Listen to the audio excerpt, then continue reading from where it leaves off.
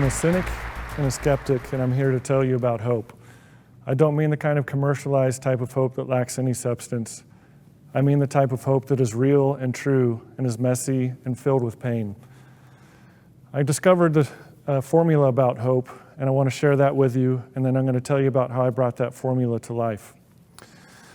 So this type of hope has been the driving force behind every beneficial movement throughout history, both major and minor, that has ever brought about positive change.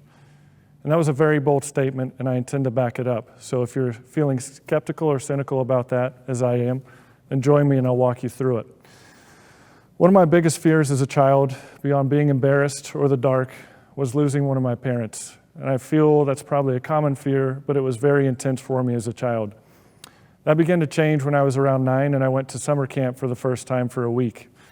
A week away from home at that age was a long time, so it was a little bit difficult. And my biggest fear transitioned not to losing a parent, but to looking like a moron or embarrassing myself in front of all the other cool camp kids, which, spoiler alert, it did happen a couple times, and I've got some good stories to tell about it. But what happened there was my worth and my value. I began to identify that with things external to myself. But life has a way of reminding you what is truly worth fearing sometimes. On my way back from my third summer at camp, an off-duty paramedic fell asleep at the wheel after a 24-hour shift and came careening across the median towards us. My mom was a health nut, especially with sweets, and I couldn't have cereal with over 7 grams of sugar, which was essentially bran flakes and nothing. So it was a big deal when she relented to my begging to get ice cream on our way home. And that was the second to last memory I have of my mom. She did her best to avoid the car coming towards us, but in doing so, took the brunt of the head-on collision and was killed almost instantly. My biggest fear not only became a reality, but it happened in front of my face. So I know a thing or two about fear, and I know something deep about pain, but I also know something about hope. I know what it is and what it isn't. And I know that real hope is more powerful than fear or pain or anything else that would stand against it. Fear robs you of life, and hope restores it. If you don't believe in your worth and your value, you cannot truly hope. You do not believe that you have a life worth a better future. Hearing me say that only goes so far, though, so I'm going to share the formula with you, and then I'll tell you about how I brought it to life.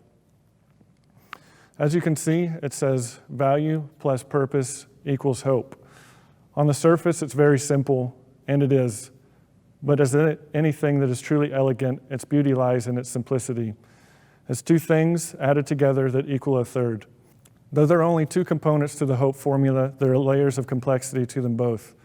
If anyone could figure out how to help people understand their true worth and discover their purpose in a matter of days or weeks, you would truly change the world. Both take time, but it is time well spent. So I'm going to use worth and value interchangeably here when I describe this, but worth and value are intrinsic to who we are. It is internal, not an external thing. And the ironic component of this is that other people often have to help us figure it out. They see it before we do. People outside of us see what is inside of us before we do and help us draw that out and understand it. Again, hope begins with understanding your innate value and worth. This is not derived from comparison, accomplishments, or possessions. It is the unshakable truth of how much worth and value you have simply from being born and created the way you were. When we don't understand that, we seek our value and worth in destructive things that too often involve tearing down our neighbor and finding our worth at the cost of theirs. And that's not worth, that is oppression. And oppression feeds the enemy of hope, fear. I'm going to ask you to follow me here with what I'm about to say, because on the surface it may seem contrary to everything I've already said, but I assure you that it's not. I don't believe all of us are good. I don't believe humanity at its core is good. I'm going to let that sink in for a second.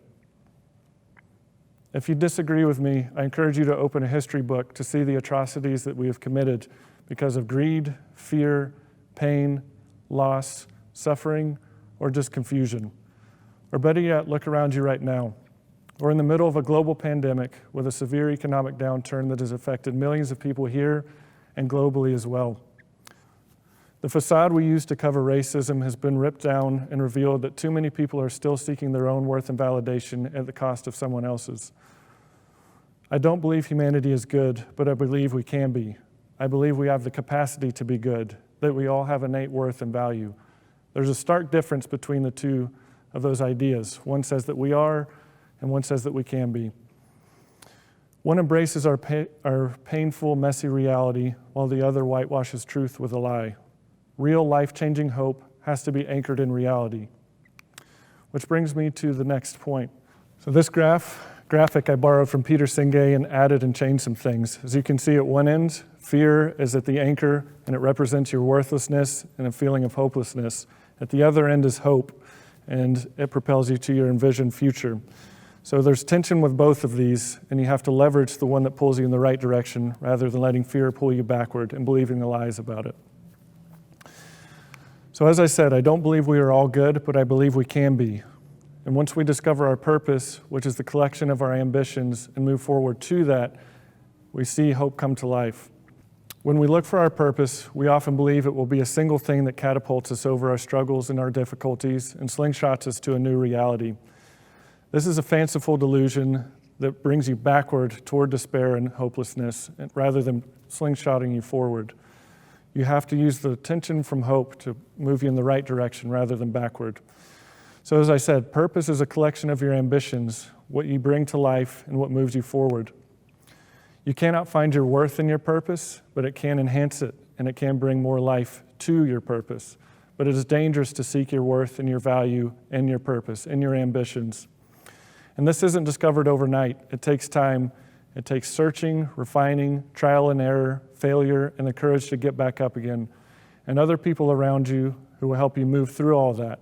It may be your family.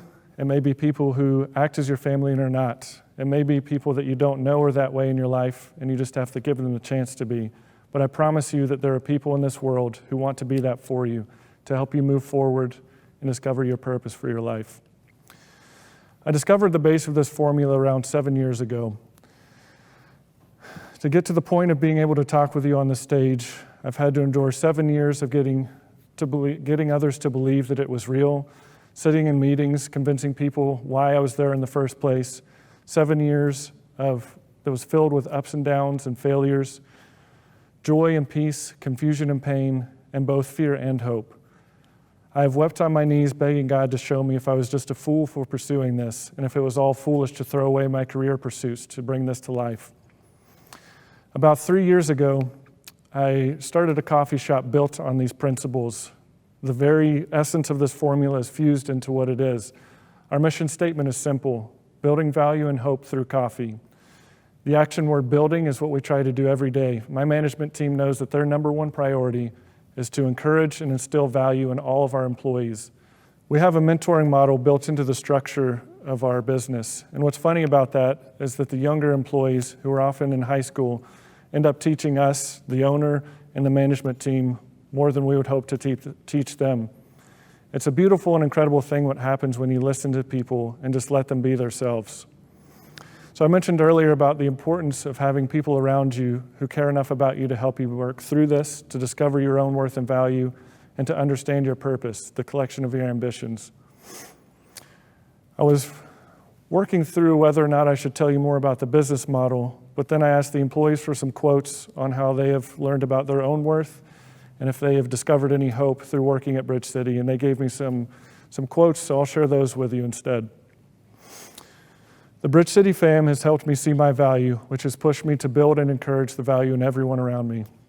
Bridge City has continued to remind me that family exists beyond the walls of my own home. Bridge City has helped me grow in skills I never thought I would grow into, and realize coworkers and bosses really can care for each other. What I like most about Bridge City is that no matter what mistakes you make or whatever you do, no one there will shame or discriminate you. They want to see you grow and become the best version of yourself through the art of coffee. They are loving and kind, and I love that we're all a family. And I do want to point out that we are a very diverse staff, both racially and from our personalities. We call ourselves a lovable bunch of weirdos, so it's not like we're all the same people saying these things about each other. Hope is real, and it is powerful, and it is beautiful. It reaches down into our fear and pain and meets us in our brokenness. Hope shows us that things can be better. Though they may not be now, they can be soon. To build on Mark Twain's quote on courage, hope is not the absence of fear or pain. It is the resistance to those things, mastery over them. Hope does not change your current reality. It helps you move through your current reality to a better envisioned future. It does not eliminate what holds you back, but it gives you the strength to move through it. We are not all good, but we can be. When you understand your intrinsic value and worth, and that it does not come at the cost of someone else's, and when you begin moving forward to achieve your collective ambitions, to fulfill your purpose, you begin to move outside of yourself and realize how much you want other people to experience the same thing. You give hope to other people, and that is worth every minute of it.